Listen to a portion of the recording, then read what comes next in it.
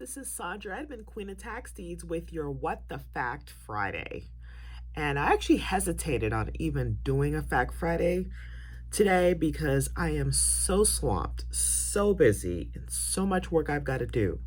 But I said, you know what? Maybe I'll do this Fact Friday on how to organize yourself and how to deal with this market that we're in right now. It is crazy hot, burning hot where I am here in Orlando and in Florida, just piping hot, hot, hot, hot market. Definitely a seller's market.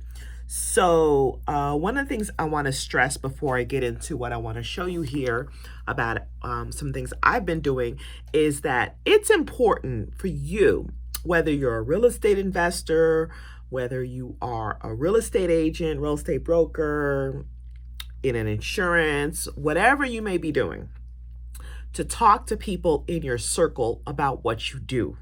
Talk to everybody, reach out to them and stay in touch with people, your friends, your family, your friends of friends, and just tell them what you do. That, hey, I buy properties, I help people in tough situations. I look for houses that, are in really bad condition. And that's what I do is I buy them. I love buying stuff at the auction. I see so many killer deals here at this particular county because there's nobody there and it's not an online auction. So I'm able to buy so many deals from this particular auction. So you talk to people and you explain to them, oops, I got a email coming in. I'm telling you, busy, busy, busy. So you explain to them and tell them what you are doing. And you also let them know everything about what you can do and how you can help them or other people that they may know. Soft sell, very, very soft sell. So in doing this, in this market, we have to get, I wouldn't say creative, but we have to sharpen our skills. Any little tool you have in your tool belt, just sharpen it. So I'm great at finding investment deals. I'm really good in real estate, period.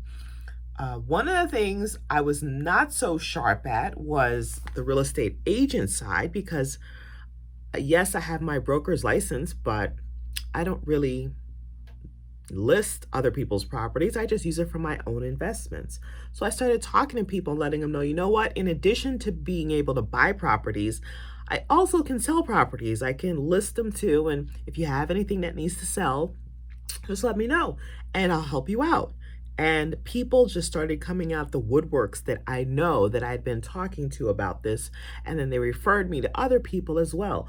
Now, some of these deals were people that I had actually sold properties to or helped them buy these properties, either at the tax deed sale or actually they were all tax deed sale, either at the auction or on lands available. So now they're looking to sell these properties and they've asked me to list these properties on the MLS. So I'm going to show you now my little system here for keeping track of this stuff here because I have literally a spreadsheet with 36 properties, maybe 3 or 4 properties out of the 36, so maybe it's 33. They're probably not going to sell those, but the rest, they're all properties that I now either have listed or I'm about to list on the MLS to sell, just because I put it out there and talk to people. Because one of my tools was that, you know what, I do have my broker's license and I had to learn how to do the agent side of things all over again. Not learn, but I had to dust off the tools from the agent side because I had to buy signs. I even got a business card. Do I have my card here? Yes, here it is. I even got a business card. Oh my God. I never had a real estate agent business card. This is the card that I usually have, the investor card. And of course, the Queen of Tax Deeds card, which I'm low on, by the way. I actually came across one of my really old business cards from back in the day, the old Artemis ink, and I put all things I did on the back of the card.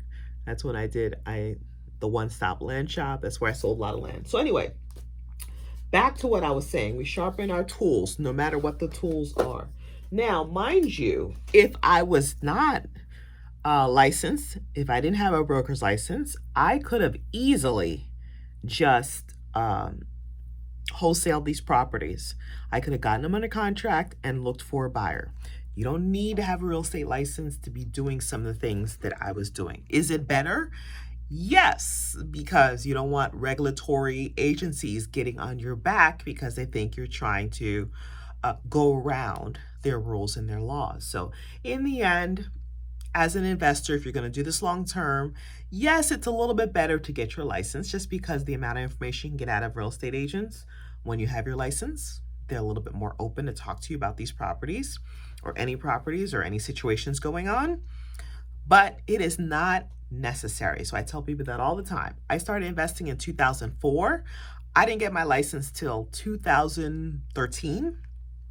So it is not necessary. Okay, so now I'm going to go over and show you this spreadsheet that I've come up with to try to manage these. Now, don't laugh at me because I'm not normally a listing person. So I've just had to hack this spreadsheet to fit the circumstances that we're doing. And luckily, I have an assistant. I have two people that are helping me with these.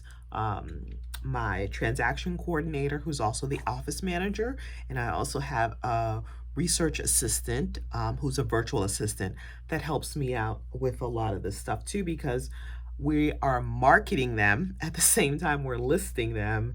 So we're reaching out to people and sending letters to people that live near the property. So all these properties, by the way, are vacant land deals. So I probably should have said that early on. Vacant land is popping. Okay, when I tell you popping. All right, so let me show you the spreadsheet. Okay, so here we are on my little spreadsheet. See, I've got the county, parcel ID, the address, listing status, blah, blah, blah, blah, blah. So one of the most helpful things that has helped me is to do this thing right here, data validation, which if you're not sure how to do it, you basically come into here. And actually, let me show you what it is before I show you how to do it, because then this is going to make you want to do it. So for example, here's one here. I have different categories: not listed, doesn't want. So the first thing we do is, it goes from like 1 through 17 till it's sold. So we've got the beginning stages, which just needs comps, create listing agreement, blah, blah, blah, offer received, awaiting electronic signatures, under contract, decline, pending, sold. So depending on what's going on with the property, I will go ahead and update the status. So that helps because anybody on my team can look through the spreadsheet and see what is something that needs to be done. Like, for example, I have some properties here that I've got a comp right here, and I can't sell it yet until I have the comps on them. So comps means just looking for comparable properties so that I can see what the values are on the properties and go ahead and list them or sell them. So as you can see, some of these properties are like fire sale prices, and some of them are a little bit more expensive than the others. So, okay, this right here should have numbers. I don't know why I have the K in there. Okay, so there we go. So, yeah, so this little system here has helped me. Will I continue using? Okay, so let me show you how to do it. I forgot I said I was going to show you how. So for example, you come over here and you click on that little arrow. See that little arrow? This is a Google spreadsheet, by the way. Click on that little arrow, and then we go down to data validation. So it's in data validation that you put in the info.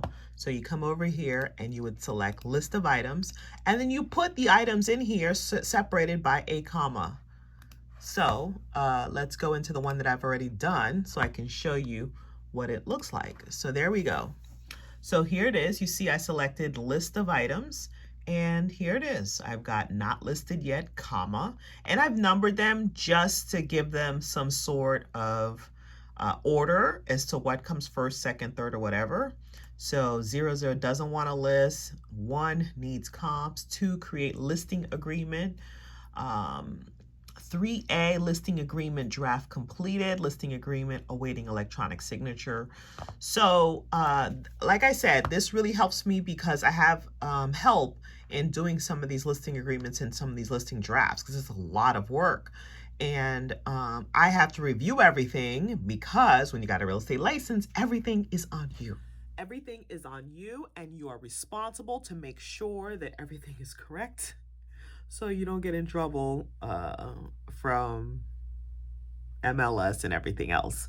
So paying attention to that. And another thing that has helped me too is that I am ashamed to show you this, but I started getting bad habits. And one of those bad habits was jotting down some of my ideas and notes on anything. And I started having all these little pieces of paper and stuff all over the place. And it started giving me anxiety because it was like, okay, what was it I needed to get done? And did I forget something? So as you can see here, this is not good. I have a sheet of paper that's all it has is little scribbles of stuff that I needed to do. So I've since adopted this little catch-all notebook. It's basically blank pages that I fill in. I don't know if you can see that. Blank pages that I fill in, kind of catches all my ideas and tasks and things I need to do that happen throughout the day. And then in the evenings, I set aside time to prepare myself for the following day. So in the evenings, what I'll do is I will go through my notebook of all my ideas and things that came up throughout the day and come up with like four or five priorities. Today I actually have 6, which is why I said so busy today. I didn't know if I was going to do a Fact Friday. And then I'll take those 6 priorities and actually put it on my calendar, which is what you see here. I do have a Google Calendar as well. Please, my desk is messy, I know. I do have a Google Calendar, an electronic calendar, which I love. So I do both. This is kind of like, I use this to kind of see the big picture and for things that may not, it's almost like doubling my efforts, but it's not because I keep everything on the Google Calendar. And in here, it's much more of what I do daily to take care of the things that I'm working on that day, kind of like a to-do list of the priorities and things I need to get done, and also things that I need to put on here in the meantime that before they get put on the Google Calendar, if that makes any sense. So I hope some of what I've shown you here has helped you, and I encourage you to go ahead and reach out and talk to people, because there's so many people with properties that you may not even realize it until you start talking to them and letting them know what you do and what's going on in your life. You know, oh, I'm sitting here going through the auction coming up next week. There's like this piece of property that's 80 by 130 feet, and it's selling for this much in the neighborhood, but I see at the auction they're going for this price. You know, these people will eventually start coming to you and saying, listen, I want to get into this because I hear real estate's so hot right now. Can I partner with you to do a deal? So that's great. So just talk to people. Talk. Run your mouth. All right. So I've done enough talking here. Time for me now to get to some of my priorities for the day, which one of them is to list some more lots that I've got on my list here. And I've got to run comps, return some phone calls, and someone called me about one of the lots that we're selling, and turns out that one's not going to work out for them, but they're looking to buy, and they almost already have the money set aside. So now I'll help them or look for something in a tax deed sale that I can turn around and sell to them. So that's going to work out. And organize a spreadsheet and check in with an agent on something. So anyway, let me know if you are a real estate agent or a broker, how you organize yourself, because clearly this is not the thing that I do all the time, okay? So I did notice that our MLS now has some prospecting CRM, so I'm going to try that out as well. I use Podio for my investment stuff as my CRM, and I love Podio, and I just don't want to create another app in Podio for these listings. So for now, we're just using the spreadsheet. But I probably will end up migrating. If the one on MLS doesn't work, I'll adjust my Podio to help me with these things. All right. So anyway, that is my What the Fact Friday. Enjoy the rest of the week. And if you love what I'm talking about, and if you get some value out of this, go ahead and subscribe, share it with other people that you may know. And don't forget that I'm also on Instagram and Facebook, as well as YouTube. Have a great rest of the week and happy investing.